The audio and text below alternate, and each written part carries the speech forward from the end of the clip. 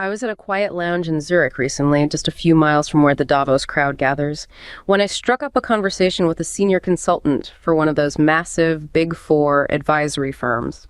He was a polished man in his 50s, the kind of person who speaks in perfectly formed paragraphs and smells faintly of expensive leather and air travel. As we talked about the future of urban governance, he got this serene, almost enlightened look on his face. He started showing me a proprietary global resilience dashboard on his iPad, a complex web of heat maps, carbon tracking, and social sentiment scores. The beauty of this architecture, he said, swirling a glass of sparkling water, is that it's finally becoming election-proof. We've built a layer of governance so technically integrated that a change in leadership, no matter how populist, can't actually unplug the machine. The policy stays, even if the politician goes. He said it with such genuine warmth, as if he were describing a breakthrough in life-saving medicine. To him, the fact that a citizen's vote could no longer influence the core direction of their own city wasn't a failure of democracy. It was the ultimate achievement of stability. I asked him what happens if the data is wrong, if the resilient policies lead to a blackout or a local economic collapse. His expression didn't flicker with concern. It hardened into a weirdly clinical indifference. The system is self-correcting, he replied. Individual outcomes are tragic, but the aggregate data remains sound. We aren't responsible for the friction of implementation. That moment, that total lack of skin in the game paired with an absolute conviction of his own necessity, stayed with me. It was the first time I'd seen the managerial class unmasked, a group of people who don't own the world and don't lead the world through votes, but simply administer it into a corner until the social contract itself begins to dissolve.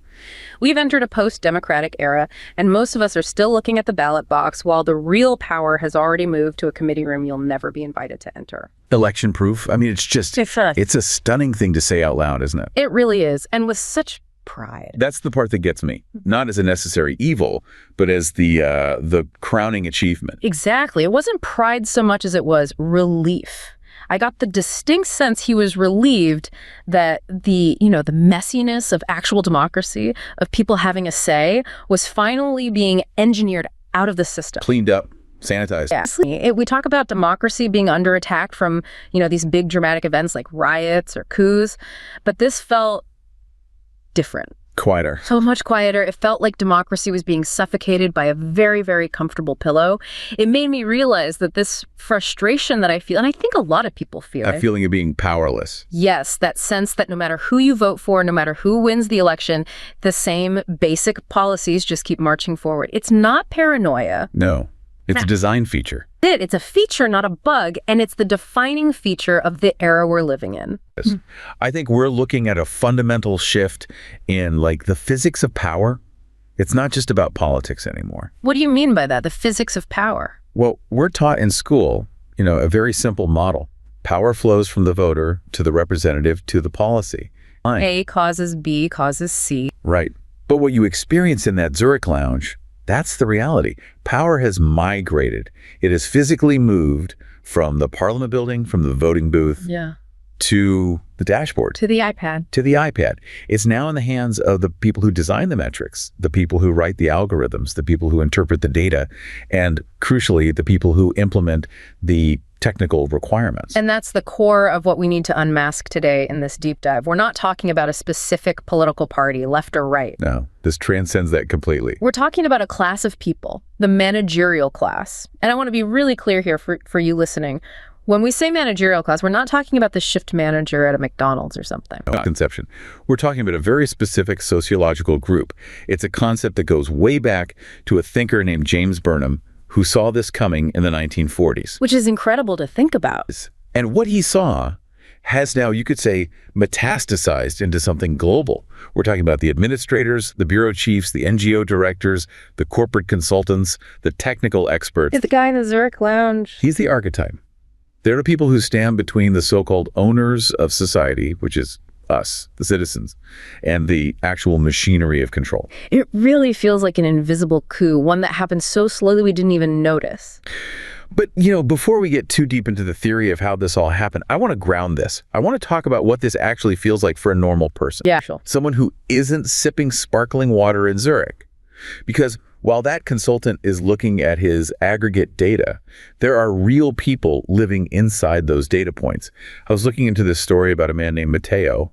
The Italian fisherman, right. Yes, Matteo. He's a third-generation fisherman in a small village in southern Italy, a place where the sea isn't. I mean, it's not just a job, it's everything. It's the culture, the history, the rhythm of life. It's their entire identity. For decades, his family operated on a very simple, almost ancient contract, you know? You respect the sea, you take what you need, you understand its cycles, and the sea provides. But I was watching this documentary footage of him, and he wasn't on his boat. He was at his kitchen table. He was just buried under a literal mountain of paperwork. The sustainability framework. A 500-page document, 500 pages, issued by some commission, some committee in Brussels. And Matteo was trying to explain to the filmmaker with this look of just complete exasperation on his face. What was the specific rule? The new regulations on net restrictions. They required a specific mesh size for the nets, supposedly to protect a certain species of algae. Okay, it does. If you're looking at a dashboard, it probably looks great. A green check mark. But Matteo was explaining that this specific mesh size was actually destroying the local fish population because it was trapping the wrong kind of predators, which in turn were eating the young of the fish they were supposed to be catching. He knew this. His father knew it. Every single fisherman in that village knew it from generations of experience. That's what we call local knowledge. Right. So being a sovereign citizen, as he's told he is, he does what you're supposed to do.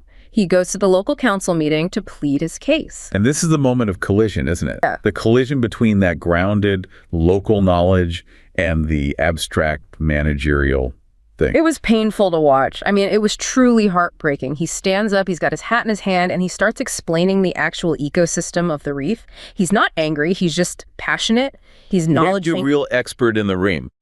But the local officials on the council, they just looked tired, bored even. They didn't argue with him. They didn't say, Matteo, you're wrong about the fish. Okay. They just pointed to this massive binder on the table.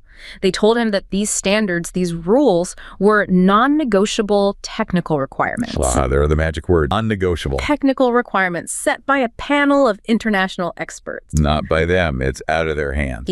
So Matteo asks, well, can I talk to these experts? Can we vote on this? Can you at least tell them what's happening here?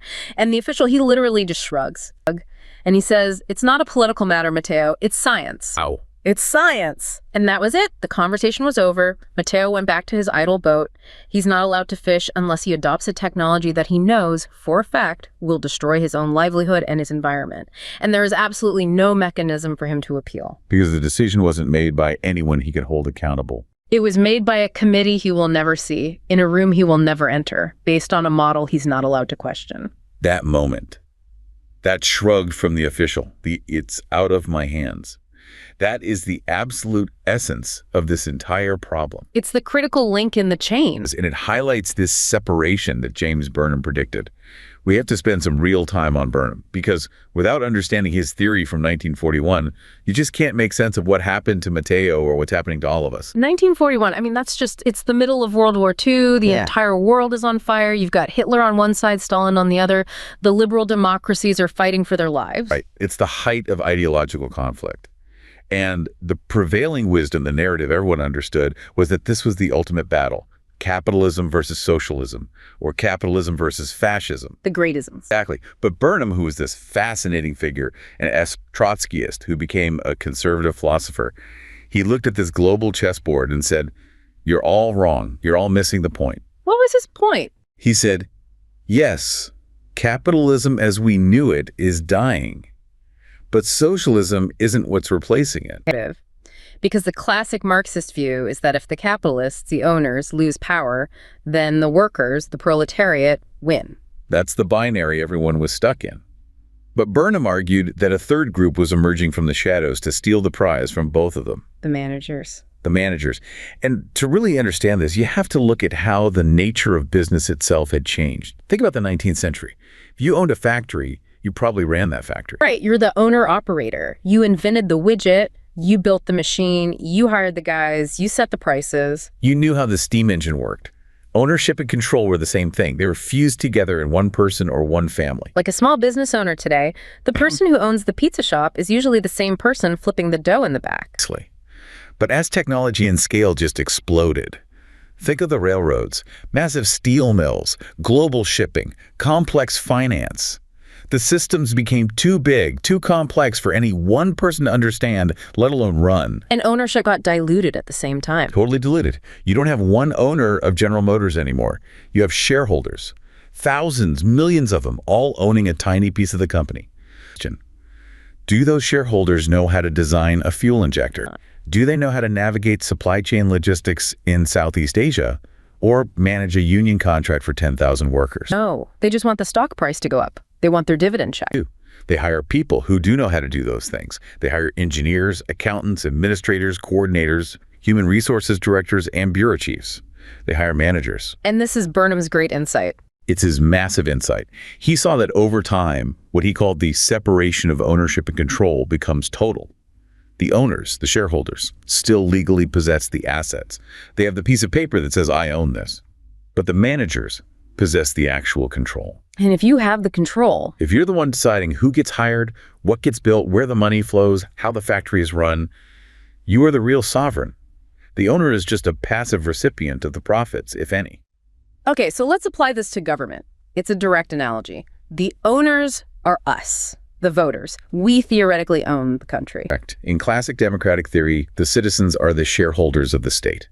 It's our state. But the state, just like General Motors, has become unbelievably complex. We're talking about nuclear energy grids, global trade deals, carbon auditing frameworks, epidemiological surveillance systems. The average owner, the average citizen, cannot possibly understand the technical details of how any of that actually operates. I can't either. So just like the GM shareholders, we did the logical thing. We ceded control to a class of professional experts to run it for us. Democracy. And over time, just like in the corporation, the managers of the state realize something profound. They don't really need to listen to the owners anymore. Because the owners are completely dependent on them. If the managers of the state all walked out tomorrow, the lights would go off. The water would stop running. The banking system would freeze. The airports would shut down. Chaos. Total chaos. And this dependency, this is the lever that allows the managerial class to seize de facto sovereignty. Matteo was an owner of his coastline, in theory.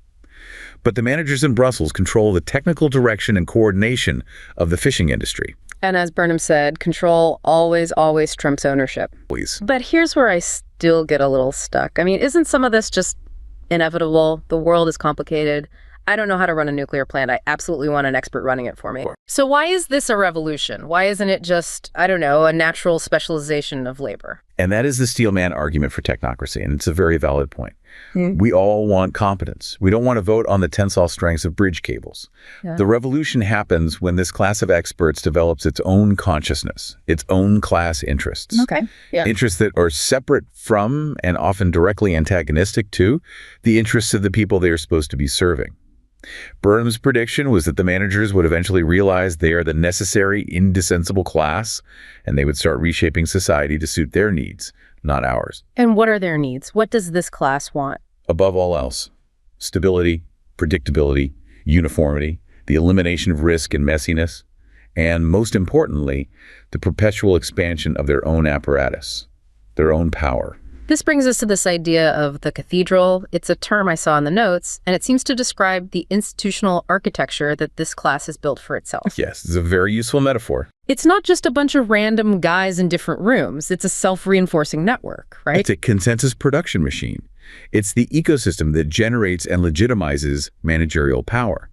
Think about the life cycle of a policy like the one that's strangling Matteo's village. Okay. It doesn't start with a vote in the European Parliament. That's the end of the process. It starts, most likely, in an elite university, where a professor in an environmental studies department writes a paper on marine sustainability metrics. And that paper is probably funded by a grant. Exactly. Funded by a major philanthropic foundation, a key pillar of the managerial network. They set the agenda by funding the research they want to see. Okay, so the paper gets written, it's published in an academic journal. Then the paper gets picked up by the legacy media. They run a big, scary piece. Experts warn Mediterranean algae on brink of collapse. Right, creates a sense of crisis. Then an international NGO, what's called Ocean's Future, based in Geneva or Brussels, cites the media report and the original academic paper to draft a best practices framework for sustainable fishing. And they hold a conference. They hold a conference in a nice hotel. The bureaucrats from the national governments and the EU attend. They are presented with the expert consensus. Mm-hmm. They adopt the framework because it's easier than creating their own.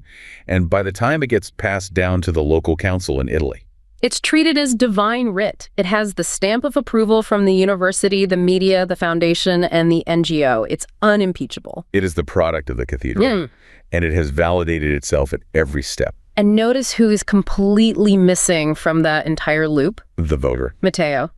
There is no entry point for him anywhere in that process. He can't vote out the professor at the university. He can't vote out the program director at the foundation. Can't do it. He certainly can't vote out the board of the NGO in Geneva. The entire process is insulated from democratic accountability. It's designed to be. And the incentive structure within that loop is, when you really think about it, it's completely perverse. If that NGO, Ocean's Future, actually solved the problem, if they save the algae and the fish population return to perfect health, They would be out of a job. right, the grant money stops, the conference gets canceled, the department has to shrink. This is the dark, beating heart of modern bureaucracy. The primary goal of a managerial institution is never, ever to solve a problem, which would end its function, but to manage the problem indefinitely. To study it, to regulate it, to create a committee for it, to monitor it. The institution acts like a biological organism. Its primary unspoken drive is self-preservation and growth. It needs a perpetual problem to justify its perpetual existence and its ever-expanding budget. So Matteo isn't fighting a bad law. That's not what's happening. He's fighting a metabolic process. He's fighting an organism that feeds on complexity and crisis. If the rules were simple, like don't fish during the spawning season in May, Matteo could understand them and the managers wouldn't be needed. But if the rules are a 500-page formula involving algorithmic carbon offsets and variable mesh size ratios based on satellite data, Then you need a permanent staff of credentialed experts to interpret and enforce them. Complexity is the job security of the managerial class. evidence of the world we see around us. And it's not just in these small fishing villages, it is absolutely everywhere, which I think brings us to the second story we need to look at. This one hit me even harder in some ways, just because it was so mundane, so familiar. Boy. It wasn't about the ancient rhythms of the ocean. It was about a grandmother trying to get to a pharmacy. This is the English Midlands story. Right. So the setting is a mid-sized town in the English Midland, a place that's probably seen better days, some industrial decline, the usual story. And the town council announces a green transition town hall meeting. Okay, sounds good. Civic engagement. That's what the residents thought. They hear town hall and they think, great, we're going to have a debate. We're going to discuss this new traffic plan they're proposing. So hundreds of them show up on a Tuesday night. They think they are participating in a democracy. They think their voice matters. But when they walk into the hall, there's no debate stage. There's no panel of elected officials ready to take questions, or easels and charts, and a team of very slick, very confident consultants from some global NGO wearing very nice suits. And where's the elected mayor? The mayor is there. He's sitting in a chair in the back of the room looking completely lost and powerless. He's been displaced in his own town hall. He's a prop. So after the presentation, a woman stands up, she's in her 70s, and she asks a very simple, very human question. She says, this is all well and good, but if you close High Street to all cars, how am I supposed to get my husband to the pharmacy in the winter? He can't walk that far. A classic political question. It's a question about values. The value of convenience and care for the elderly versus the value of a greener environment. You would think, but the consultant, the one leading the meeting, he doesn't engage with the values at all. He doesn't say, that's a difficult trade-off, but we think it's worth it for the air quality. What does he do? He just taps his iPad. And he says, with this air of complete finality, well, according to Logistical Protocol B22 and the carbon neutrality indexing standards we've adopted, this zone is designated as non-motorized. The data shows it improves aggregate air quality by 1.2%. And just like that, the argument is over before it even began. The room just went silent. Because how do you argue with Logistical Protocol B22? The grandmother isn't a traffic engineer. She doesn't have a counter study. She doesn't have the data. She just has her life, her reality. And by framing her very real human problem as a technical deviation from the plan, rather than a valid political grievance, the consultant effectively erased her. He made her irrelevant. This is what the political theorist Colin Crouch calls post-democracy. And it's a really crucial concept for you to grasp if you want to understand our world. It's not anti-democracy, it's post-democracy. Exactly. Crouch argues that we haven't lost democracy in the sense that elections are canceled or a dictator takes over. We still have the formal shell, the elections happen, the parties exist, the mayor is sitting right there in the room. But the energy is gone. The power has left the building. It has moved to what Crouch calls the politico-economic elite, or, my favorite term, the phantom firm. The phantom firm. It's this merger of public and private power. The decision about that high street wasn't really made in that town hall. It was made months, maybe years ago, in a negotiation between the national government, the consultancy firm that wrote the protocol, and the supranational body that's setting the carbon targets. The town hall was just a piece of theater. It was performance art, a performance of listening, a box-ticking exercise in community consultation. And this mechanism, Crouch has a name for it, he calls it depoliticization, or arena shifting. It is the primately tactic of managerial control. Arena shift down. You take an issue that should be political, an issue of values, of how should we live together in our town, and you shift it from the political arena where voters and debate have power to the technical arena where only experts have power. You rebrand a value judgment as a math problem. It's that simple and that brilliant. Give me another example. Okay. If I, as a politician, stand up and say, I want to ban all gas-powered cars because I hate them and I think they're immoral, that is a political statement. Yeah. You could agree or you could disagree. You can vote against me. But if I stand up and say, according to global standard ISO 9000 and our commitments under the Paris Accords, a reduction in vehicular throughput is required to meet our legally binding resilience targets, what have I done? You've removed the issue from the realm of voting entirely. It's now just a matter of compliance. It's a legal or technical problem, not a political one. It completely silences the grandmother.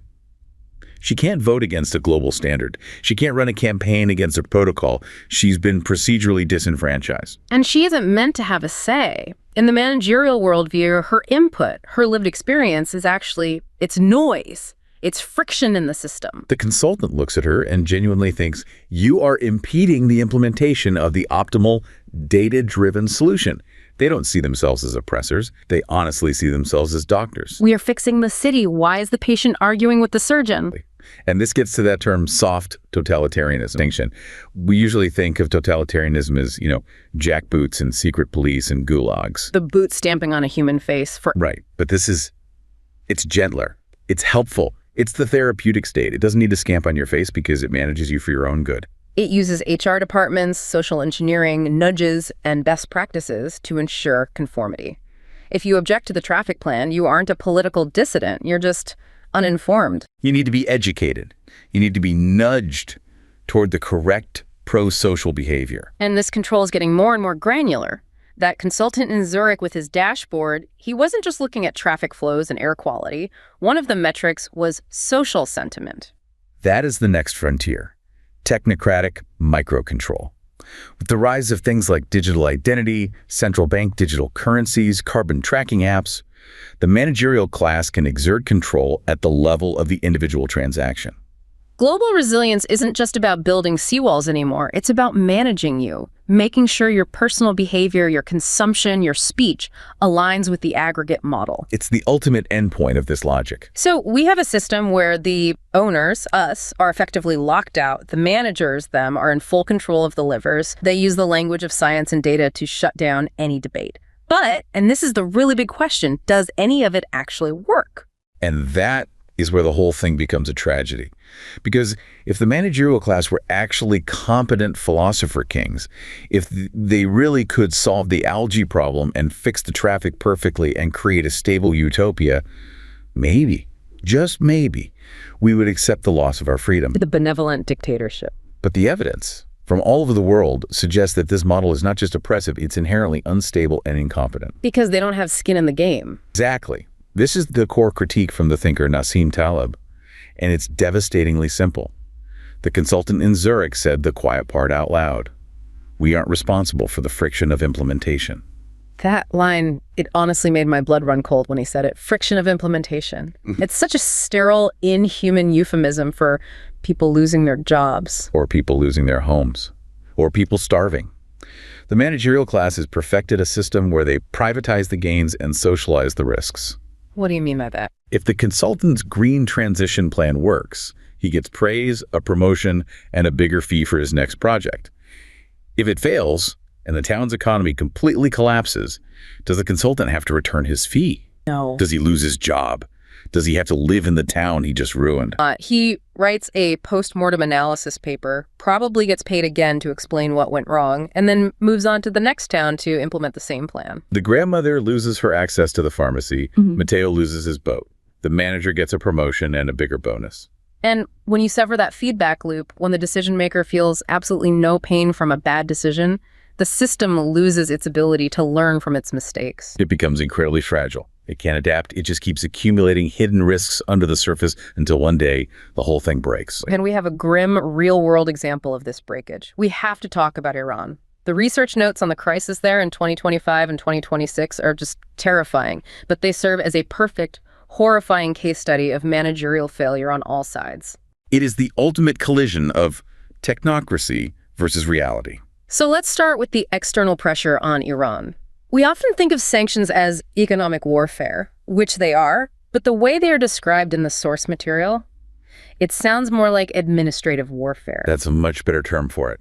Sanctions are the preferred weapon of the global managerial class because they are distant, bureaucratic, and they look clean on paper. Right. You don't need to send young men and women to die on a beach. You sit in a comfortable, air-conditioned office in Washington or Brussels, and you trigger Executive Order 13902. You just click a button. The source called it the trigger mechanism, which is so revealing. But on the ground in Tehran, the result of that click was visceral. It wasn't clean at all. The notes talk about water bankruptcy, the currency, the real, literally hitting $0 on the trackers, a total collapse. And the foreign meddling aspect described in the notes. It wasn't just, dropping cash to rebels like in the old days. It was incredibly high-tech and managerial. Clandestine firmware updates. The West didn't just drop leaflets. They used their control of the global technological infrastructure. They pushed firmware updates to Starlink terminals to bypass the regime's local jamming. They used proxies like the MEK, coordinated through encrypted apps. It was a game of 4D chess played by elites in the West, trying to manage a regime change from thousands of miles away. Look at the Iranian government's response to this crisis. You'd think a hardline theocracy would respond with, religious zeal or revolutionary fervor. But they didn't. They responded with terrible management. This is the crazy part. The Iranian regime has its very own managerial class. And when they were faced with this existential crisis, they did exactly what Burnham would have predicted. They tried to control the spiraling complexity with more bureaucracy. What was the first thing they did?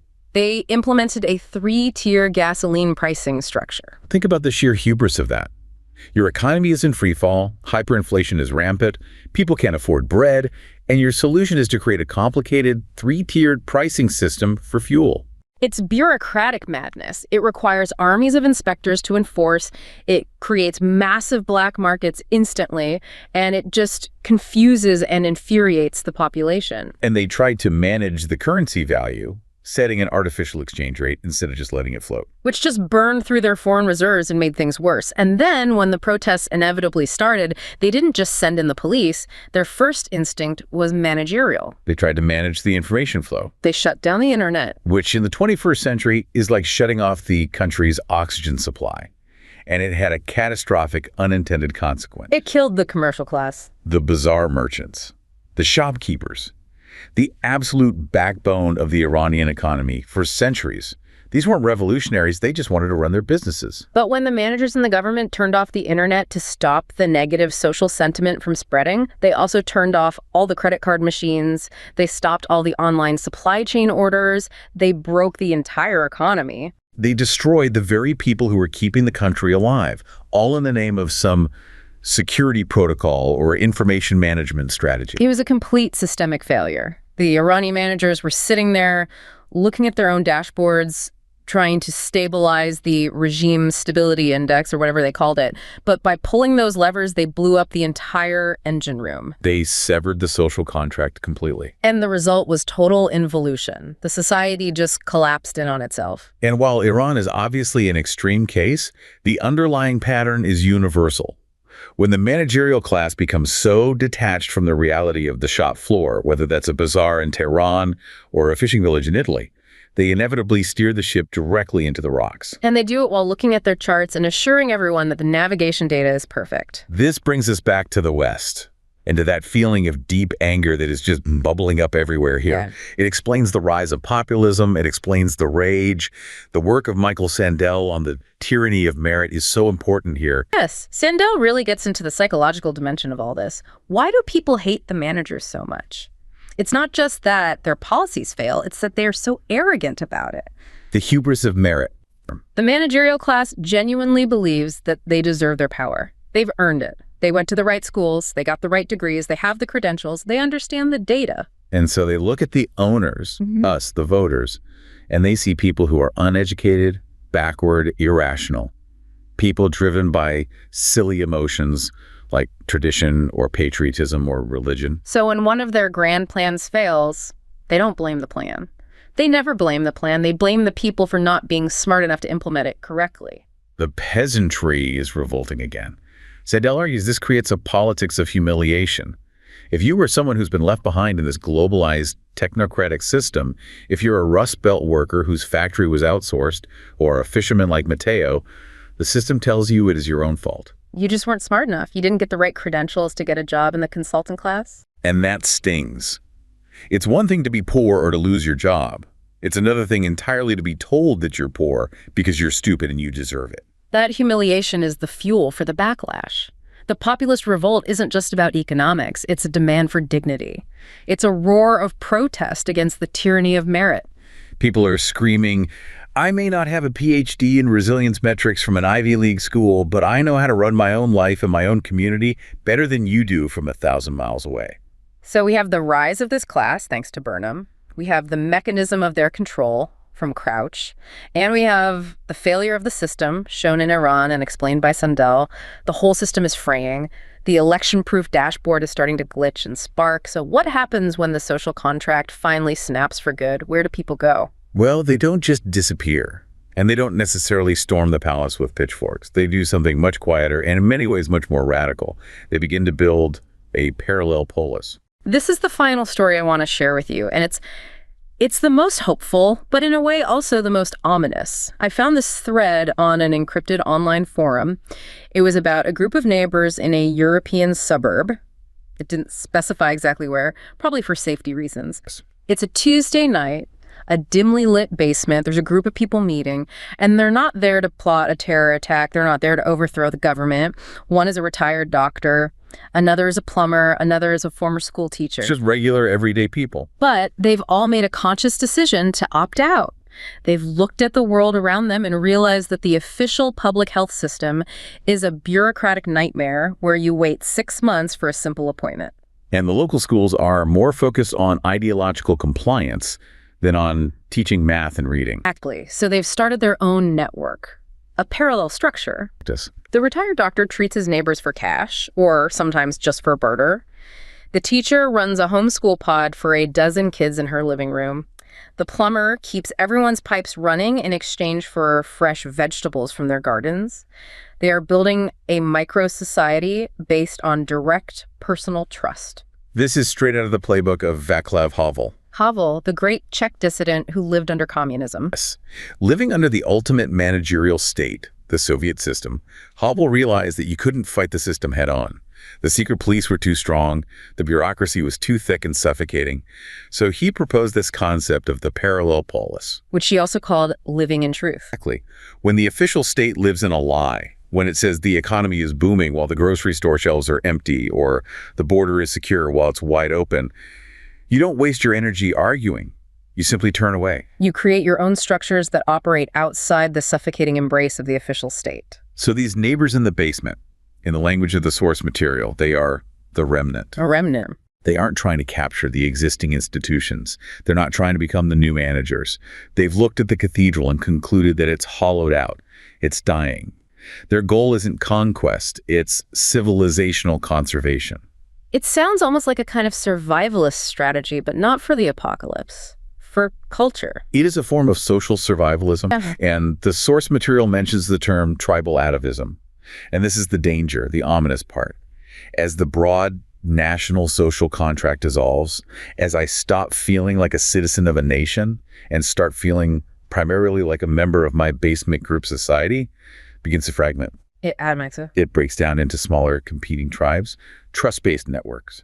I trust the doctor down the street because I know him and his family, but I do not trust the faceless Ministry of Health. It's a return to a much more primal, ancient form of human organization. It's a defense mechanism against a system that no longer serves you. It's what the source calls cognitive defense. It's about refusing the contaminated semantic system of the managers. When the manager says resilience, the remnant hears control. When the manager says misinformation, the remnant hears unauthorized truth. They simply stop using the enemy's language. It's powerful, but it's also incredibly sad, because it means the big dream is over, the dream that we could all live together despite our differences under one big, efficient, democratic roof. That dream died when the managers locked the doors from the inside and kept the keys for themselves. The parallel polis is the inevitable reaction. It is the lifeboats launching from the sinking Titanic. So let's just try to bring this all together. We started this deep dive in that quiet lounge in Zurich with the consultant bragging about his election-proof machine. We saw Matteo the fisherman being crushed by that machine. We saw the grandmother in the Midlands being silenced by it. We saw an entire country, Iran, being destroyed by its logic. And now we end up in a basement where people are quietly, patiently building the world that comes after the machine finally breaks down for good.